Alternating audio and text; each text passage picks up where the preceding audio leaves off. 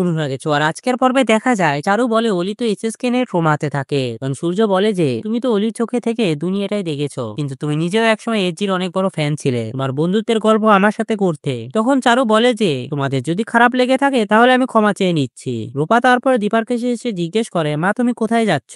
দীপা বলে আমি খুব ক্লান্ত, সেজন্য আমি একটু রেস্ট করব। তখন রূপা বলে তুমি রেস্ট করতে যাচ্ছ না, আমি জানি তুমি কোথায় যাচ্ছ। আমি জানো তো আমার জীবনে সব আশা হারিয়ে ফেলেছিলাম, কিন্তু তোমাকে দেখে আমার মনের জ্বর ফিরে পেয়েছি।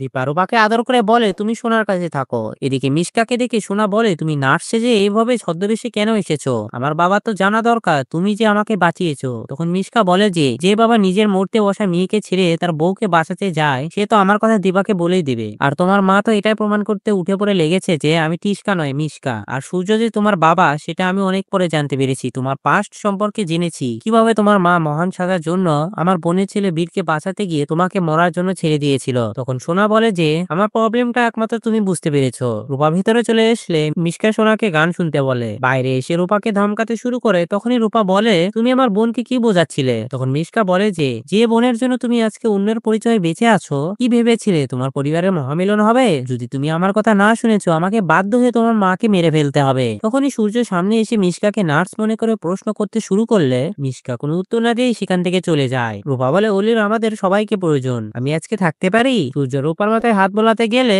রূপা হাতটা সরিয়ে দেয়। তখন সূর্য বলে তুমি কেন আমার ওপর রাগ করে আছো, এটা আমাকে বলবে না। কিন্তু রূপা তাকে অপমান করলে সূর্য কান্না করতে করতে সেখান থেকে চলে যায়। সূর্য ভাবে যে কেন আমার বারবার করে মনে হচ্ছে তুই আমার হারিয়ে যাওয়া মেয়ে। এদিকে শ্রেয়ান ঘুম থেকে উঠে দেখতে পারে তার বাড়ির হাউস হেল্পার তার ঘরে চলে এসেছে। শ্রেয়ান বলে তুমি কার পারমিশন নিয়ে এখানে এসেছো, এক্ষুনি এখান থেকে বেরিয়ে যাও। তখনই দিবা নিজের ঘুমটা সরিয়ে বন্দুক দেখিয়ে শ্রেয়ানকে বলে যে কি ভেবেছিলে তোমার বাবার ক্ষমতার জন্য প্রমাণ করে দিবে, তুমি মুম্বাই থাকা সত্ত্বেও তুমি নাকি লন্ডনে আছো। রিয়ান বলে চলে তো এসেছো, কিন্তু এবার তুমি বেঁচে ফিরতে পারবে না। তখন দীপা বলে তুমি আমাকে ভয় দেখাচ্ছ, তুমি জানো না একজন মা তার মেয়ের জন্য কি কি করতে পারে। আর মেয়ের জন্য আমি মরতে পারি, তোমাকে আমার মেয়ের সামনে গিয়ে ক্ষমা চাইতে হবে। তো বন্ধুরা ভিডিওটি কেমন লাগলো কমেন্ট করে জানাও, আর এমন গসিপস এর আপডেট পেতে আমাদের চ্যানেলটি সাবস্ক্রাইব করুন।